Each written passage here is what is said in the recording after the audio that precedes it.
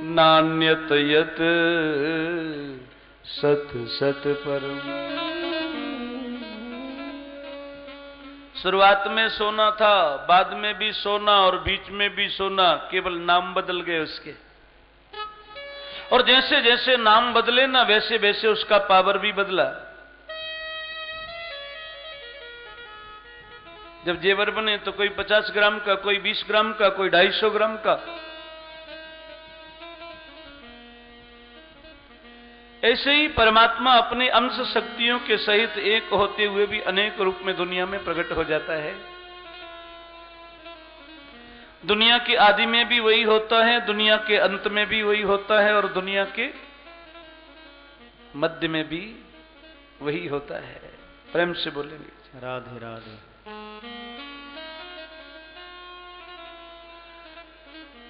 इसलिए हम सब लोगों को चाहिए, गोविंद मेरो है, गोपाल मेरो है, गोविंद मेरो है, गोपाल मेरो है, गोविंद मेरो है, गोपाल मेरो, गोविंद मेरो है, गोपाल मेरो है। बांके बिहारी नंदलाल मेरो, श्री बांके बिहारी नंदलाल मेरो है। हरि बोल मेरो है, गोपाल मेरो है, मेरो है, मेरो है। श्री बांके बिहारी नंदलाल मेरो है।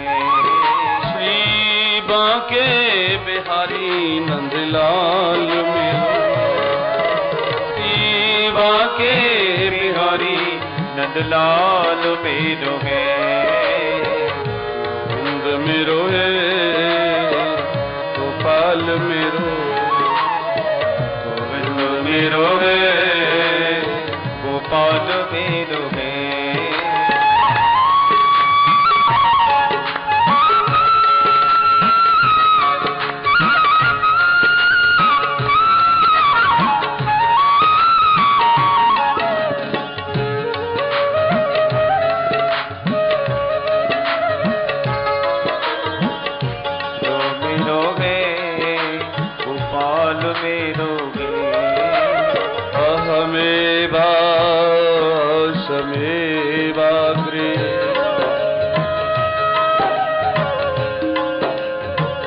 नान्यत यत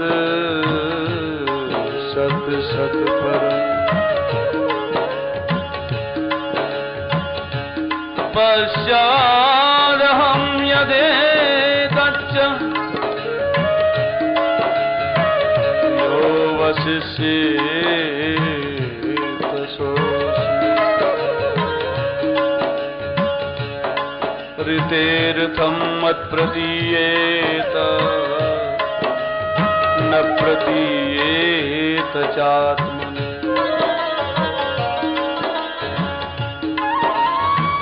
भगवान श्रीमन नारायण ने विधाता ब्रह्मा को उपदेश दिया है कि इस जगत में मेरे अलावा और कुछ नहीं है। ब्रह्मा जी ने कहा, महाराज आपके अलावा बहुत कुछ दिखाई दे रहा है, लगता है आपको चश्मा लगवाना पड़ेगा। प्रेम से बोलेंगे राधे राधे। मेरे अलावा यदि कुछ दिखाई देता है तो है नहीं, वो प्रतीत हो रहा है। कभी कभी आंख में जब विकार बढ़ता है तो एक व्यक्ति की जगह कितने दिखाई देते हैं। एक और उदाहरण देता हूं। बाहर में जाकर के ना, जब सूर्य हो रहे हों ऊपर अंतरिक्ष में, आकाश में, तो थोड़ा आंख को दबा करके देखिए सूर्य कितने हैं, और आंख को दबा के देखोगे तो कितने दिखाई देंगे। अनुभव करना। वैसे तो आपको बहुत अनुभव है, प्रेम से बोलेंगे राधे राधे। जब भैया जी देखने लगते हैं तो सारे अनुभव, अब कुछ नहीं है। हाय, प्रेम से बोलेंगे जी राधे राधे।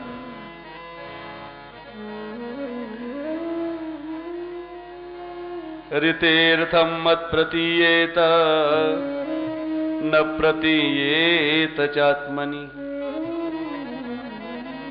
एक उदाहरण दिया है कि जैसे अंधेरे में पड़ी हो रस्सी, अंधेरे में पड़ी हो रस्सी और आप यदि दूर से देखोगे तो भान किसका होगा? लगेगा कि ओ, कब तक डरोगे इससे? बोले जब तक प्रकाश न हो जाए, और जब प्रकाश हो जाएगा तो डर तो दूर होगा ही, बाद में हंसोगे कि ओ, ये तो इसको सर्प मान बैठा। ऐसे ही नारायण परमात्मा विधाता ब्रह्मा जी को बताते हैं, और विधाता ब्रह्मा जी ने नारद जी महाराज को बताया, और सुखदेव स्वामी ने परीक्षित महाराज को यही बताया है कि परमात्मा के अलावा दुनिया में अगर कुछ दिखाई देता है तो वो क्या है? केवल ब्रह्म है। हरि व्यापक सर्व, हरि व्यापक सर्वत्र समाना, हरि व्यापक सर्वत्र समाना, हरि व्यापक सर्वत्र समाना, प्रेम से प्रगट होए प्रेम से प्रगट होए जाना। सूत जी महाराज सौनकादिक ऋषियों को यह कथा सुनाते हैं। सुखदेव महाराज ये कथा परीक्षित महाराज को सुना रहे हैं, और सुखदेव जी ने परीक्षित महाराज को कहा कि राजन, तुमने जो प्रश्न किया है ना कि इतना बड़ा प्रपंच जगत परमात्मा आखिर कैसे बनाता होगा, उसको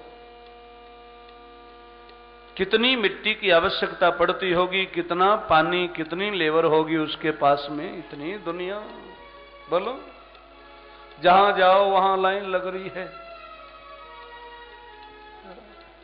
रेलवे में जाओ टिकट नहीं है, वेटिंग, नो रूम हो रहा है, प्रेम से बोलेंगे राधे राधे।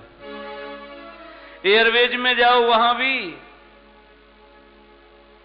कितनी दुनिया है।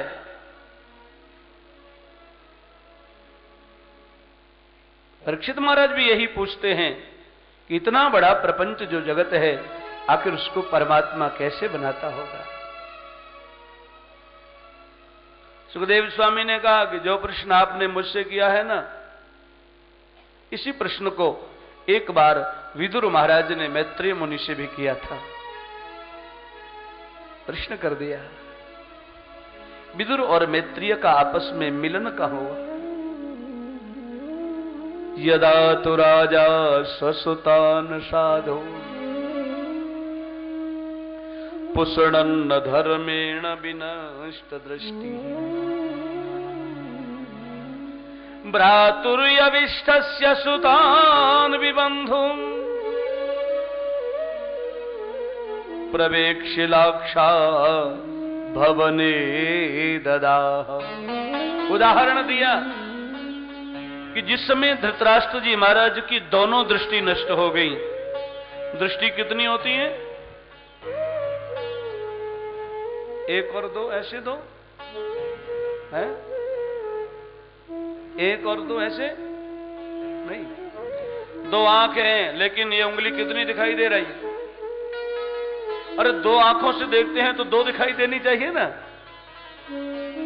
इसका तात्पर्य क्या है कि आंखें भले ही दो हैं लेकिन दृष्टि तो एक बाह्य दृष्टि और दूसरी एक अंतरंग दृष्टि है जो विवेक की दृष्टि है। अच्छा, व्यक्ति जब मोहांध होता है, व्यक्ति जब स्वार्थ में निमग्न हो जाता है तो उसका विवेक 0 डिग्री पर चला जाता है। प्रेम से बोलेंगे, जब स्वार्थ में निमग्न होता है तो उसका विवेक जैसे पारा गिरता है ना, ऐसे 0 डिग्री पर चला जाता है। स्वसुतान असाधु, धृतराष्ट्र जी महाराज अपने असाधु पुत्र यानी वास्तव में जो नीति से चलने वाले नहीं है, ऐसे पुत्रों का पोषण कर रहे हैं और पांडवों का जो अधिकार बनता है उसको बार बार नकार रहे हैं। भ्रातुर्यविष्टस्य सुतान् विबन्धु प्रवेक्षिलाक्षा भवने ददा।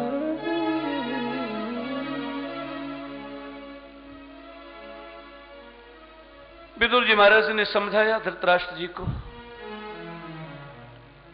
मैं हमेशा बताया करता हूं कि पति को दिखाई नहीं दे तो पत्नी को क्या करना चाहिए, बोलो। कभी कभी अंधेरा होता है और पति कहे कि मुझे फलानी वस्तु दिख नहीं रही है, तो पत्नी क्या करती है, ठहरो मैं आ रही हूं, और वो जीवन संगिनी है। अन्योन्य आश्रय संबंध ऐसा है, एक दूसरे के दोनों हितैषी हैं। गांधारी ने थोड़ी गलती कर दी, धृतराष्ट्र जी को दिखाई नहीं देता, गांधारी को दिखाई देता है। उन्होंने क्या कहा, विचार किया कि जिस दुनिया को मेरे पति नहीं देख सकते मैं भी उसको। अच्छा, गांधारी जी को क्या करना चाहिए था कि मेरे पति नहीं देख सकते लेकिन मैं तो दिखा सकती हूं उनको। उन्होंने वैसे ही पट्टी बांध ली आंखों पर।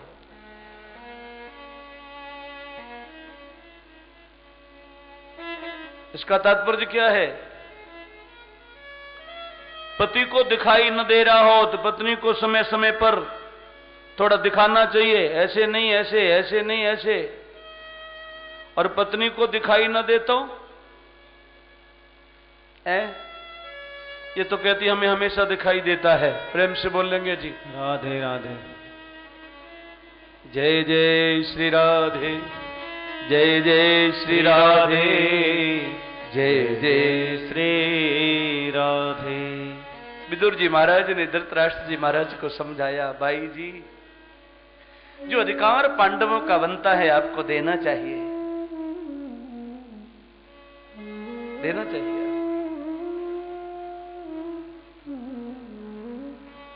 धृतराष्ट्र जी ने कहा क्या करूं, ये दुर्योधन मरने की धमकी दिखाता है मुझे और मैं दुर्योधन के बिना रह नहीं सकता। विदुर जी महाराज ने कहा कि निकाल दो इस दुर्योधन को जीवन में से। ये दुर्योधन साधारण नहीं, ये पाप है, पाप। और याद रखना महाराज, एक दुर्योधन की वजह से ये सारा हस्तिनापुर रसातल में चला जाएगा। एक पुण्यात्मा की, सत्कर्मी की वजह से सारे पापी नौका में डूबने से बच जाते हैं और कभी कभी एक पापी की वजह से सारी नौका भी। सावधान महाराज, दुर्योधन आग बबूला हो गया, दासी का बेटा कहीं का, खाते हो मेरा और पक्ष ले रहे हो पांडवों का, निकलो मेरे राज्य में से। धृतराष्ट्र जी महाराज कुछ बोले नहीं। विदुर जी महाराज ने निर्णय लिया कि अब यहां रहना ठीक नहीं है। पत्नी का हाथ पकड़ लिया। धृतराष्ट्र जी महाराज की सरकार में वहां पर ये मंत्री हैं, मंत्री पद से रिजाइन पत्र दे दिया। अच्छा, उसी बीच एक और लीला हुई कि भगवान द्वारिकाधीश पांडवों के संधि दूत बनकर के आ रहे हैं। धृतराष्ट्र जी महाराज को सूचना मिली, दुर्योधन को समझाया कि कर लो श्री कृष्ण को अपने काबू में, इन्हीं के चरणों में विजयश्री है। दुर्योधन ने अपनी संपूर्ण राज्य सत्ता का आधार लेकर के महाराज बड़ा स्वागत सत्कार किया है द्वारिकाधीश प्रभु का। गली गली में केले के खंबे लगाए जा रहे हैं, कलश लगाए जा, मंगल कलश, फूलों की पादरी डाली जा रही, इत्रों का छिड़काव किया जा रहा है।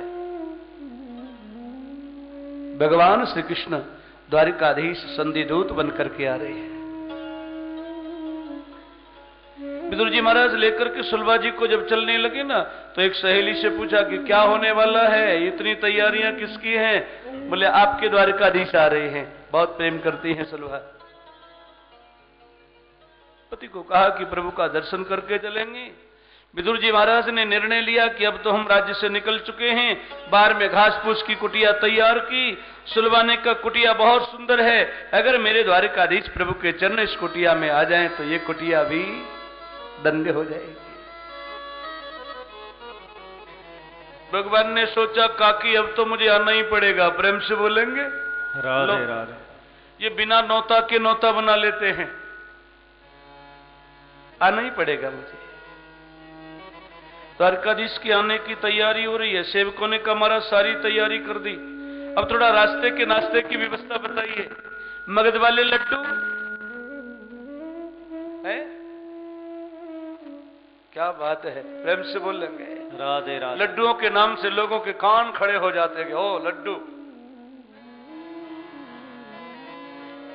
जय जय श्री राधे, जय जय श्री राधे, जय जय श्री राधे। और वहीं से द्वारकाधीश चल रहे हैं। रथारूढ़ो गच्छन्,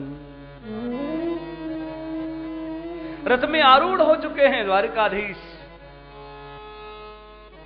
दुर्योधन संपूर्ण प्रजा को लेकर के अगवानी के लिए जा रहा है। फूलों की बौछार हो रही है। द्वारकाधीश महाराज की, द्वारकाधीश महाराज की, द्वारकाधीश महाराज की जय। और द्वारकाधीश सबके बीच में ऐसे करके देख रहे हैं, क्या मेरा विदुर कहां है? मेरा विदुर कहां है? दूर पे खड़े थे विदुर, सुलभा का हाथ पकड़ रखा है। विचार किया कि सामने से प्रभु की सवारी निकलेगी, दर्शन करूंगा, जीवन धन्य हो जाएगा। और जैसे ही विदुर जी के ऊपर में मेरे द्वारकाधीश प्रभु की दृष्टि पड़ी, विदुर नाच उठा। सुलभा मैं धन्य हो गया, मुझे मेरे प्रभु ने देखा है। अब भगवान जी ने देखा नहीं था, वो तो इशारे में बात कर रहे थे कि काका जी काफी टाइम हो गया, मुझे द्वारिका से चले, अब थोड़ा भूख लगी हुई है, अब जरा जाके थोड़ी व्यवस्था करो ना। विदुर जी समझ नहीं सके। ठाकुर ने सोचा कि शायद काकी सुनवाई कर ले कुछ। काकी बड़ी जोर से भूख लगी है। सुलभा भी नाचने लगी क्योंकि इशारा कर रही है। तो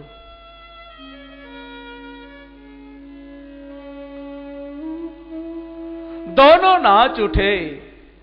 भगवान ने कहा कि काका जी इतनी आपके अंदर में आस्था है ना, अब आपको व्यवस्था की कोई जरूरत नहीं है,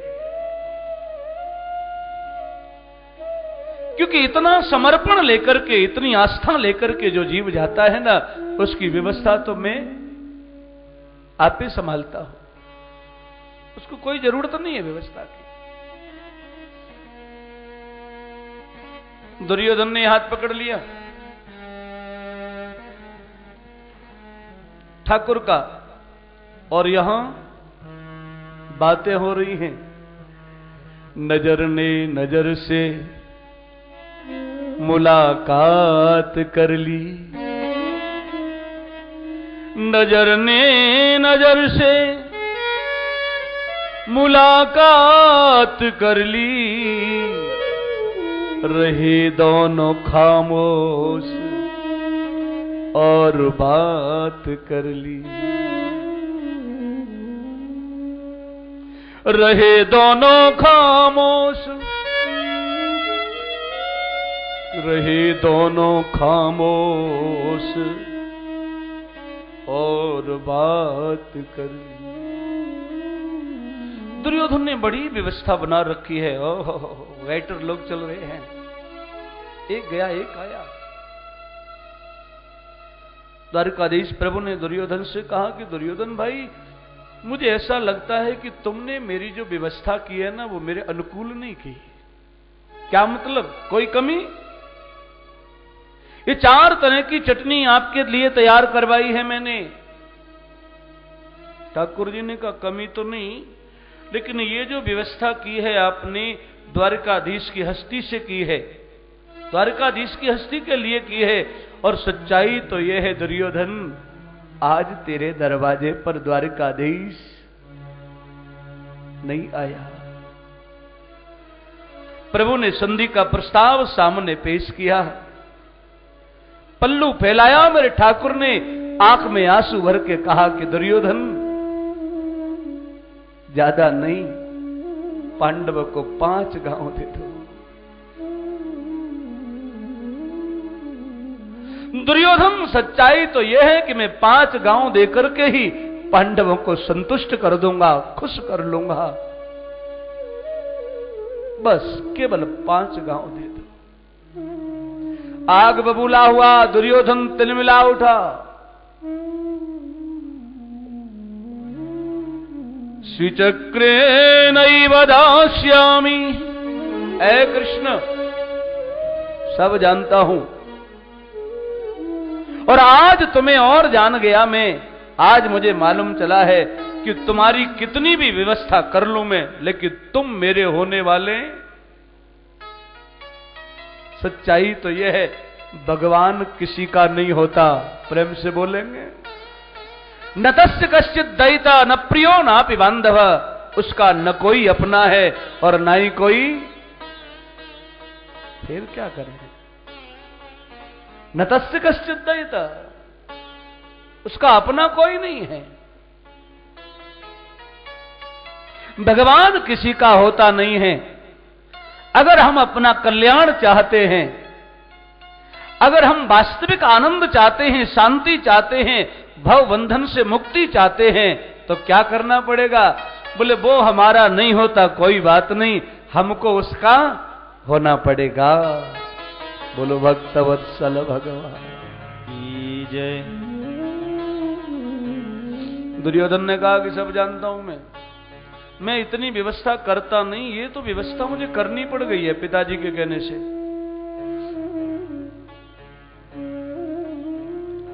धृतराष्ट्र ने समझाया दुर्योधन को, सारी बात बिगाड़े दे रहा है, अरे कर ले इसको बस में। बाद में दुर्योधन बनावटी हंसी ला करके बोला केशव ये हम भाइयों का झगड़ा है, आज झगड़ रहे हैं, कल फिर मिल जाएंगे। सुनिए, मेरी माता गांधारी परम सती अपने हाथों से क्या दिव्य भोग तैयार किया है, चलिए कुछ भोग ग्रहण करते हैं। द्वारकाधीश बोले ओहो भोजन नहीं करोगे, भूख नहीं लगी है?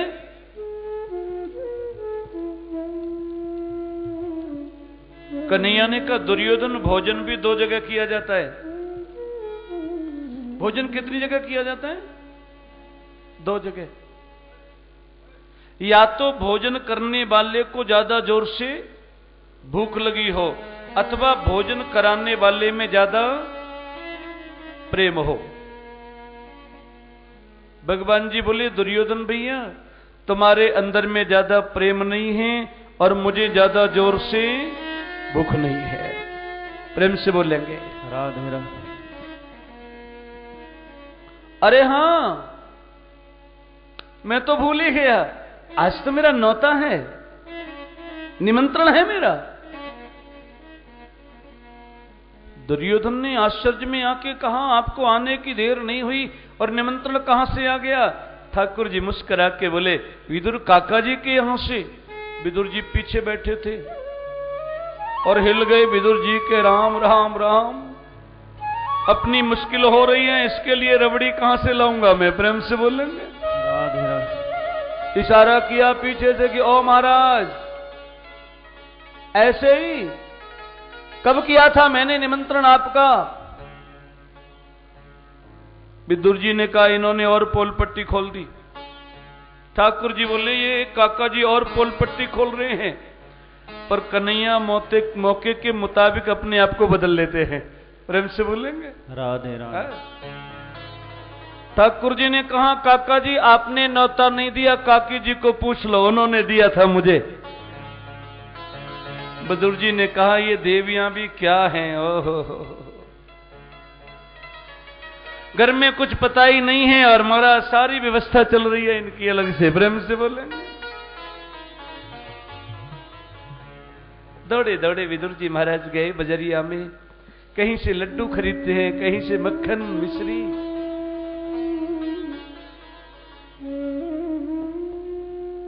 और महाराज कन्हैया दुर्योधन की सभा में से खड़े हुए, दौड़े सुलभा की कुटिया का दरवाजा खटखटाया, काकी खोलो, काकी मैं, काकी खोलो। जब सुलभा ने देखा ठाकुर को, सुलभा नाच उठी। काठ का पीड़ा लिया सुलभा ने, उल्टा पीड़ा लिया, रख दिया, विराजो प्यारे। और आप साहब अपना पीताम्बर संभाल के बैठना चाह रहे हैं। जैसे ही बैठना चाहा बोले ना ना ना, ये स्थान आपके बैठने के सुयोग्य नहीं है। पीड़ा उठाया, दूसरी जगह रखा, तीसरी जगह रखा, सारी कुटिया में घुमा दिया। और सुलभा ने आंख में आंसू भर के मन में कहा, प्यारे तू तो दुनिया वालों को 84 के चक्कर में घुमाता ही है, पर आज तेनू भी मैं दस दांगी। प्रेम से बोले राधे राधे। तू तो घुमाता ही है, लेकिन आज तुझे भी पता लग जाएगा कि घूमने की स्थिति क्या होती है।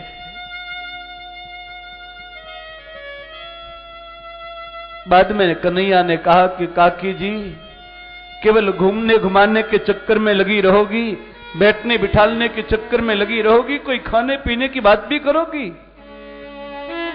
बड़ी जोर से भूख लगी है।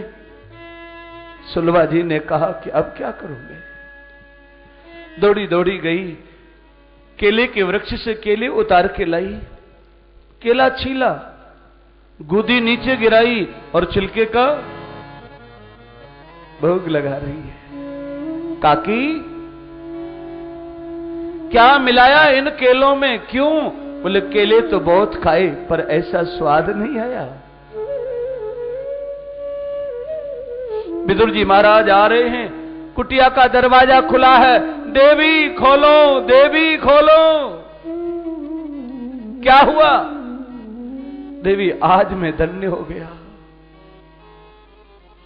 दुर्योधन अपनी सभा में द्वारकाधीश से प्रार्थना कर रहा था भोजन प्रसाद की, और सबके बीच में मेरे प्रभु ने कहा कि आज तो मेरा विदुर काका के यहां पर निमंत्रण है।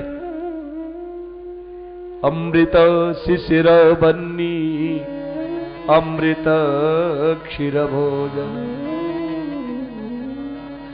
अमृतो राज सन्मान। बहुत कड़ाके की सर्दी पड़ रही हो और कोई सिगड़ी लेकर के, जलती हुई सिगड़ी लेकर के आपके पास में आए और कहे कि थोड़ा अग्नि ताप लो, क्या कहोगे आप? ओ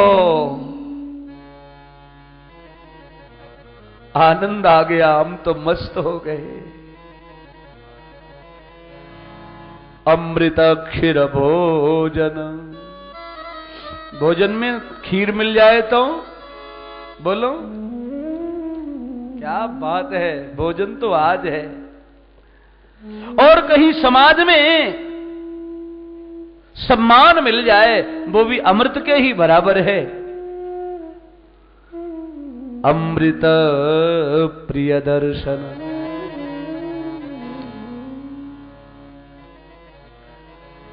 देवीये में भोज्य पदार्थ लेकर के आया हूं, द्वारकाधीश प्रभु आने वाले हैं, जल्दी करिए, भोजन की व्यवस्था तैयार करिए। सुलभा जी ने कहा आने वाले नहीं हैं तो? बोले श्रीमान जी भीतर बैठे हैं। दौड़ी सुलभा, नाचने लगी, आज हरि आए विदुर घर पावना, आज हरि आए विदुर घर पावना, आज हरि आए विदुर घर पावना, आज आज हरि आए विदुर घर पावना। विदुर घर पावना विदुर घर लालना। विदुर घर पावना विदुर घर लालना। आज हरि आए विदुर पावना। आज हरि आए